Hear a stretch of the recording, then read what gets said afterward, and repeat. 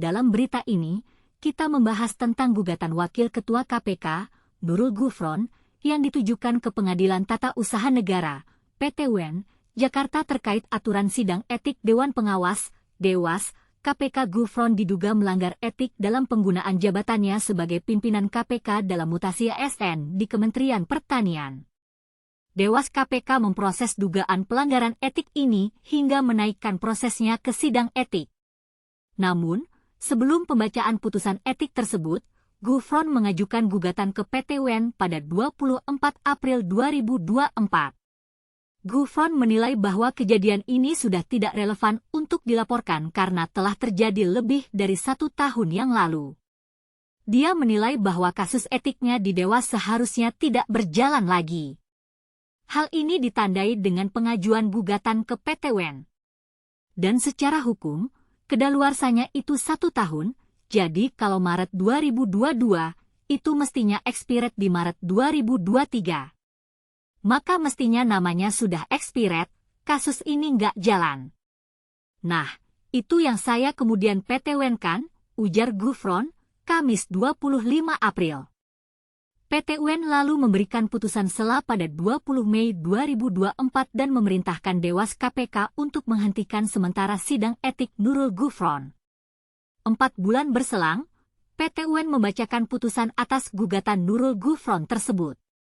PT UN menyatakan tidak menerima gugatan dari Nurul Gufron. Dalam pokok perkara, menyatakan gugatan penggugat tidak dapat diterima, bunyi petikan amar putusan gugatan Gufron di PT UN seperti dilihat dalam SIP PT UN Jakarta, Selasa 3 September. Dewas KPK menyatakan bahwa putusan kasus etik Gufron akan segera dibaca pada Jumat, 6 September 2024.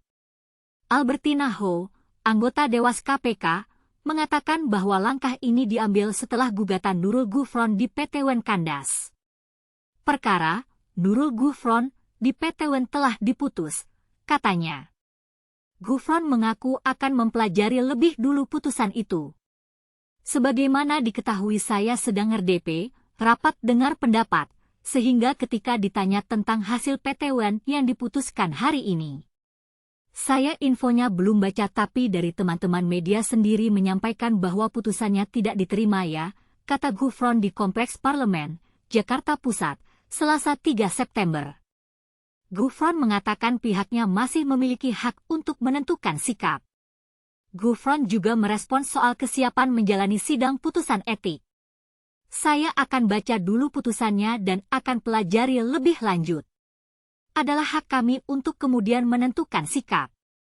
Jadi saya ingin memastikan lebih dulu informasi tersebut, nanti selanjutnya akan kami update bagaimana sikap saya, ujar Gufron.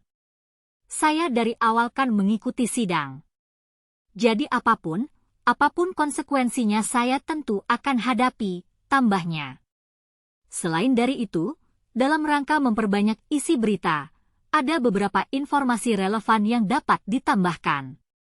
Misalnya, tentang aturan sidang etik Dewas KPK itu sendiri, tentang tugas dan fungsi dari Dewas KPK, tentang profil Nurul Gufron sebagai Wakil Ketua KPK, dan tentang hukum yang mengatur mengenai dugaan pelanggaran etik dalam instansi pemerintah. Hal ini dapat memancing pendengar pembaca untuk ikut berinteraksi dan menyampaikan pendapat mengenai kasus ini.